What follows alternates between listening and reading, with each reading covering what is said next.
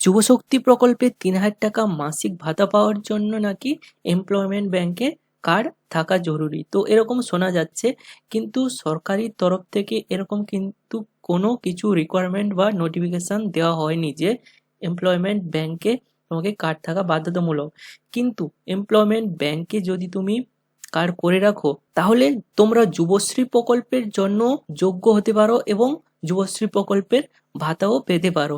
তাই ফ্রিতে তোমরা কিভাবে নিজেদের মোবাইল থেকে এই এমপ্লয়মেন্ট ব্যাংকে কার্ড করবে এবং কিভাবে ফর্ম ফিল আপ করবে, এই সমস্ত কিছু কিন্তু আমি স্টেপ বাই স্টেপ তোমাদেরকে দেখিয়ে দেব। আর মিনিমাম শিক্ষাগত যোগ্যতা মাধ্যমিক হতে হবে। তো এই এমপ্লয়মেন্ট ব্যাংকের কার্ড আমরা কেন করব, এর বেনিফিট বা কি? তো এই পোর্টালে নাম যদি নথিভুক্ত করো, আপনি কিন্তু সরকারি বা বেসরকারি চাকরির জন্য আপডেট পেতে পারেন এবং রাজ্যে যে জনপ্রিয় যুবশ্রী প্রকল্প তার আর্থিক সুবিধা কিন্তু পেতে পারে। তাহলে আর বেশি দেরি না করে চলো আমরা দেখে নিই কিভাবে এখানে আমরা ফর্ম ফিল আপ করবো একদম ফ্রিতে বাড়িতে বসেই। তো ভিডিওটা শুরু করার আগে, যদি তোমরা আমাদের এই টেকক্রিপস চ্যানেলে নতুন হয়ে থাকো তাহলে প্লিজ সাবস্ক্রাইব করে দাও, আর যদি এই ভিডিওটা ভালো লাগে তাহলে কিন্তু প্লিজ একটা লাইক করে দিও। তো এই ওয়েবসাইটের লিংক তোমরা এই ভিডিও ডেসক্রিপশনে পেয়ে যাবে।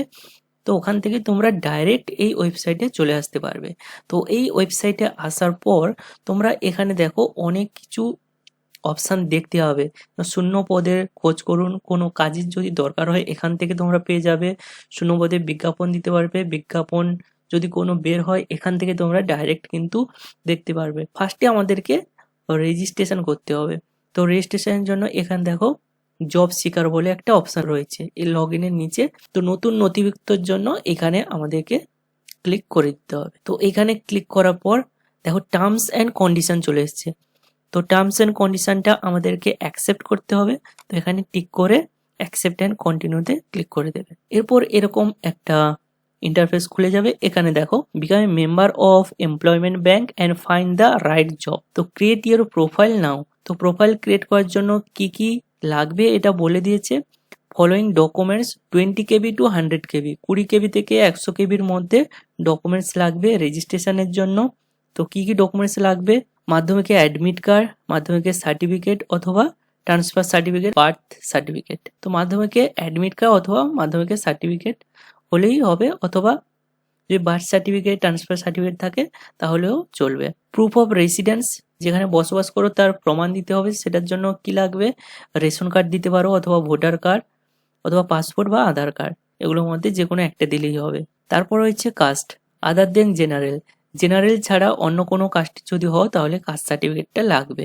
যেমন এসসি এসটি ওবিসি যদি হয়ে থাকো কাস্ট সার্টিফিকেটটা লাগবে। ফিজিক্যালি চ্যালেঞ্জড, যদি প্রতিবন্ধী হয়ে থাকো তাহলে physically handicap certificate of government hospital with minimum 40% disability, তাহলে কিন্তু তার সার্টিফিকেটটা লাগবে এবং যার মিনিমাম কিন্তু 40% ডিসেবিলিটি থাকা দরকার এবং সার্টিফিকেটটা গভর্নমেন্ট হাসপাতালে হতে হবে।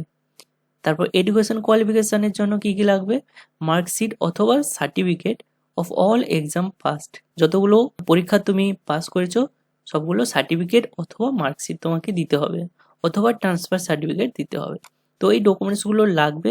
তো সবগুলোই লাগবে না, অপশনাল দিয়েছে। এখানে দেখো কম্পালসারি ফিল্ড, যেগুলো লাল স্টার রয়েছে সেগুলো কিন্তু কম্পালসারি ফিল্ড। তো ফার্স্টে পার্সোনাল ডিটেলসে চলে যাবো। পার্সোনাল ইনফরমেশনে কি কি লাগছে?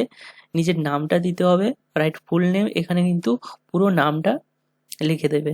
তারপর হচ্ছে বাবা মা মায়ের নাম এখানে দিয়ে দিবে, যে কারোর একজনের নাম এখানে দিয়ে দেবে। তারপরে স্পাউস নেম, স্বামী অথবা স্ত্রীর নাম, যদি বিবাহিত হও তাহলে এখানে স্বামী অথবা স্ত্রীর নাম দিতে হবে। তারপর হচ্ছে লিঙ্গ, মেল ফিমেল না আদার্স, পুরুষ মহিলা বা অন্যান্য হলে এখান থেকে সিলেক্ট করে নেবে। তারপর হচ্ছে কাস্ট বা জাতি, এখান থেকে কাস্ট সিলেক্ট করতে পারবে, general, OBC, OBC A B অথবা এসসি এসটি।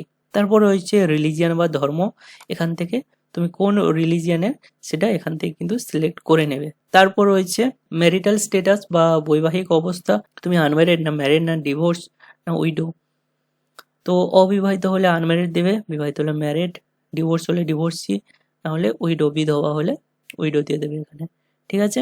তারপর ডেট অফ বার্থ দিতে হবে, এখানে ডেট দিয়ে দেবে, তারপর মান্থ, তারপর ইয়ার। তারপর ফিজিক্যালি চ্যালেঞ্জড, যে প্রতিবন্ধী কিনা, যদি প্রতিবন্ধী হও তো ইয়েস দেবে। ইয়েস দেওয়ার পর টাইপ অফ ডিসেবিলিটি, তো কোন ধরনের প্রতিবন্ধী সেটা কিন্তু এখানে দিয়ে দিতে হবে। আর যদি প্রতিবন্ধী না হও তাহলে কিন্তু নোতে সিলেক্ট করে নেবে। ঠিক আছে, ওয়েদার এক্স সার্ভিসম্যান মানে প্রাক্তন সৈনিক কিনা, যদি হও তো ইয়েস দেবে, আর যদি না হও তাহলে নো করে দেবে। এরপর কি আছে, কন্ট্যাক্ট ডিটেলস, তোমার ঠিকানা এখানে দিতে হবে, পুরো ঠিকানাটা এখানে দিয়ে দেবে যেরকম আধার কার্ডে রয়েছে। তো স্টেট এখানে বাই ডিফল্ট ওয়েস্ট বেঙ্গল রয়েছে। তারপর জেলা, ডিস্ট্রিক্ট এখান থেকে সিলেক্ট করে নেবে। এখানে রয়েছে সাব ডিভিশন, তো সাব ডিভিশনটা এখান থেকে সিলেক্ট করে নিতে হবে। তারপর চলে এসছে দেখো ব্লক বা মিউনিসিপ্যালিটি, তো এখানে পিন নাম্বারটা দিয়ে দেওয়ার পর এখানে এক্সচেঞ্জ দিতে হবে। এক্সচেঞ্জ মানে এই পিন নাম্বারের মধ্যে যেগুলো এক্সচেঞ্জ রয়েছে সেইটার মধ্যে তোমাকে যেটা তোমার নিয়ারেস্ট রয়েছে সেটা সিলেক্ট করে নিতে হবে। তারপর তোমাকে এখানে মোবাইল নাম্বারটা দিতে হবে। এখানে দেখো 10 ডিজিট, 10টা ডিজিটের মোবাইল নাম্বার তোমাকে দিয়ে দিতে হবে, 10টা সংখ্যার মোবাইল নাম্বার। ওই মোবাইল নাম্বারে তুমি কিন্তু আপডেট পাবে। এখানে যেটা লেখা রয়েছে you have to enter mobile number to receive updates, যে মোবাইল নাম্বারটা দেবে ওখানে কিন্তু তুমি সব আপডেট পাবে। তারপর তোমার ইমেল অ্যাড্রেস দিতে হবে, এটা নাও দিতে পারো, এটা কম্পালসারি নয়। এরপর তোমাকে আধার নাম্বারটা এখানে দিয়ে দিতে হবে, এটাও কম্পালসারি নয়, তুমি দিতে পারো। নেক্সটে রয়েছে এডুকেশন ডিটেলস, শিক্ষাগত যোগ্যতা, এক্সাম পাস্ট, ম্যাট্রিক পাস বা মাধ্যমিক। ঠিক আছে, এরপর দিয়ে দিলাম name of the university board or council, তো এখান থেকে বোর্ডটা সিলেক্ট করে নিলাম, West Bengal board of secondary Education. ঠিক আছে, বোর্ডটা সিলেক্ট করে নেওয়ার পর ইয়ার অফ পাসিং, কোন সালে তুমি পাস করেছো, এখানে ইয়ার অফ পাসিংটা দিয়ে দেবে। তারপর এখানে পার্সেন্টেজ অফ মার্কস, এখানে শুধু নাম্বারটা দেবে, কত পার্সেন্ট তুমি নাম্বার পেয়েছো সেটা এখানে কিন্তু বসিয়ে দেবে, জাস্ট সংখ্যাটাই বসাবে। এরপরে তোমার যদি 12 পাস করে থাকো তাহলে এখানে অ্যাড নিউ করবে। তারপর এখানে এক্সাম পাসে এখানে লিখবে 12 তোমার আর্টস ছিল না কমার্স না সায়েন্স না ভোকেশনাল, তো সেটা এখান থেকে সিলেক্ট করে নেবে। ঠিক আছে, একই রকম ভাবে এখান থেকে বোর্ডটা সিলেক্ট করে নিতে হবে, West Bengal Council of Higher Secondary Education. ঠিক আছে, এরপর তুমি কোন সালে পাস করেছো সেটা এখানে দিতে হবে। তারপর এখানে তোমাকে মার্কসটা দিয়ে দিতে হবে, কত পার্সেন্ট তুমি পেয়েছিলে। ঠিক আছে, মার্কসটা দিয়ে দেওয়ার পর এবার তুমি যদি গ্র্যাজুয়েশন পাস করে থাকো তাহলে এখানে গ্র্যাজুয়েশনের ডিটেলসটা দিয়ে দেবে। ঠিক আছে, এরকম ভাবে তোমরা কিন্তু অ্যাড নিউ করে করে তোমাদের এডুকেশন ডিটেলসটা অ্যাড করে যেতে পারো। এরপর রয়েছে ল্যাঙ্গুয়েজ, ভাষা, তুমি কোন ভাষায় কথা বলো, বেঙ্গলি, বেঙ্গলিতে রিড পড়তে পারো, রাইট লিখতে পারো, স্পিক বলতে পারো। এরপর এখানে স্পিক ফ্লুয়েন্টলি মানে তুমি খুব ভালোভাবেই বাংলা ভাষাটা বলতে পারো, তাহলে এটাতে টিকমার্ক দিয়ে দেবে। এরপর অ্যাড নিউ করে আরো ল্যাঙ্গুয়েজ এখানে অ্যাড করতে পারো, যেমন হিন্দি দিয়ে দিলাম, এখানে হিন্দিতে রিড পড়তে পারো, যদি লিখতে পারো তো রাইট লিখে দেবে, আর যদি স্পিক হয়তো যদি বলতে পারো তাহলে স্পিকে ক্লিক করে দেবে, আর স্পিক ফ্লুয়েন্টলি যদি ফ্লুয়েন্টলি বলতে পারো তাহলে স্পিক দিয়ে দেবে। এরপর এখান থেকে তোমরা আরো ল্যাঙ্গুয়েজ সিলেক্ট করতে পারো, যেমন দিয়ে দিলাম ইংলিশ, তো ইংলিশেও রিড, রাইট, স্পিক, তো এরকম করে তোমরা অ্যাড নিউ করতে পারবে। তোমরা যতগুলো ল্যাঙ্গুয়েজ জানো সব ইনফরমেশন কিন্তু এখানে দিয়ে দেবে। এরপর তোমার ফিজিক্যাল মেজারমেন্ট মানে শারীরিক পরিমাপ চাইছে, এখানে তোমাকে হাইট উচ্চতা দিতে হবে, সেমিতে দিতে হবে কত সেন্টিমিটার। ঠিক আছে, এরপর তোমাকে ওয়েট দিতে হবে, ওজনটা কেজিতে দিতে হবে, কত কেজি ওজন এটা দিয়ে দিলে। এরপর তোমাকে চেস্ট মানে তোমার ছাতি কত সেন্টিমিটার এটা কিন্তু এখানে দিয়ে দিতে হবে। তো এগুলো দিয়ে দেওয়ার পর এখানে আপলোড ফটো বা সিভি, এখানে তোমার যে ফটোটা রয়েছে সেটা কিন্তু আপলোড করতে হবে। আপলোড করার জন্য এখানে দেখো আপলোড .jpg বা .jpeg file up to 500 KB with signature, মানে যে ফটোটা আপলোড করবে সেটার নিচে কিন্তু তোমার সিগনেচার থাকাটা জরুরি। ওই সিগনেচার অবস্থায় তোমাকে ওই ফটোটা এখানে আপলোড করতে হবে এবং সেটা 500 KBর মধ্যে হতে হবে, আর তার ফরম্যাটটা .jpg ফরম্যাটে যেন হয়ে থাকে। ঠিক আছে, এরপর তোমাকে সিভিটা আপলোড করতে হবে, সিভিটা আপলোড করবে, তো সিভি আপলোডের জন্য ডক ফাইল বা .docx ফাইলটা কিন্তু সাপোর্ট করবে এবং যার সাইজ 200 KBর মধ্যে হতে হবে। ঠিক আছে, এরপর চলে এসেছি কাজের অভিজ্ঞতা তথ্য বা এক্সপিরিয়েন্স ডিটেলস। তো এমপ্লয়ার্স নেম, তোমার নামটা দিয়ে দিবে, পোস্ট হেল্ড কোন পোস্টে কাজ করতে, ইয়ার্স অফ এক্সপিরিয়েন্স, স্যালারি কত পেতে, এরপর হচ্ছে সেক্টর কোন সেক্টরে কাজ করতে, তো কোন সেক্টরে ওটা এখান থেকে কিন্তু সিলেক্ট করে নিতে হবে। আর এখানে যদি কোনো কিছু না পাও যেটা ম্যাচ করছে তোমার সেক্টরের সাথে তাহলে এখানে নিচে এসে আদার্সে ক্লিক করে দেবে। তো এক্সপিরিয়েন্স টাইপ মানে তুমি কি ধরনের কাজ করতে সেটা কিন্তু এখানে মেনশন করে দিতে হবে। আর যদি এখানে না পাও তাহলে কিন্তু আদার্স বলে একটা অপশন রয়েছে, সেটা তোমরা সিলেক্ট করে নেবে। এরপর অ্যাডিশনাল কিছু ইনফরমেশন দিতে হবে, অতিরিক্ত তথ্য, প্রুফ অফ রেসিডেন্স, বাসস্থানের তথ্য। বাসস্থানের তথ্যের জন্য সাপোজ তোমার আধার কার্ডটা দিয়ে দিলে, এবার রেসিডেন্স প্রুফ বা আইডি নাম্বার, ওই আধার কার্ডের নাম্বারটা কিন্তু এখানে দিয়ে দিতে হবে। তারপর হচ্ছে উইলিং টু রিলোকেট, এটার মানেটা কি, মানে যদি জবের কোনো অফার আসে তাহলে সেটার জন্য তুমি অন্য জায়গায় যেতে চাও, যদি যেতে চাও তাহলে লিখবে ইয়েস, হ্যাঁ যেতে চাই উইথিন স্টেট, আমার রাজ্যের মধ্যে আমি যে কোনো জায়গায় যেতে চাই।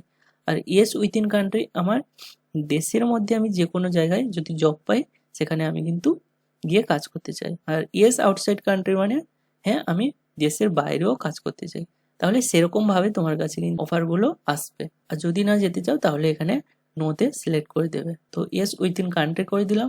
এরপর হোয়েদার ইউ আর বিপিএল, যদি বিপিএল হও তো ইয়েস করবে, আর যদি বিপিএল না হও তাহলে নো করবে। আর অন্য কিছু যদি ইনফরমেশন থাকে যেটা তুমি দিতে চাও তাহলে এখানে দিতে পারো। এরপর সিকিউরিটি কোড একটা রয়েছে, এখানে একটা ক্যাপচা কোড দেখাবে, সেই ক্যাপচা কোডটা অ্যাজ ইট ইজ তোমাকে এখানে বসিয়ে দিতে হবে। এরপর তোমাকে এই দু জায়গায় টিক করে সাবমিট করে দিতে হবে। ফর্মটা সাবমিট করে দেওয়ার পর তোমার সব ডিটেলস কিন্তু দেখাবে যে তুমি যে ডিটেলস গুলো ফিল আপ করেছো, আর কিছু আপলোড করতে হবে ডকুমেন্টস। এখানে দেখো যে যে ডকুমেন্টস গুলো লাগবে সেগুলো কিন্তু এই রাইট সাইডে তোমাকে আপলোড করতে হবে, যেমন নেম, ডেট অফ বার্থ।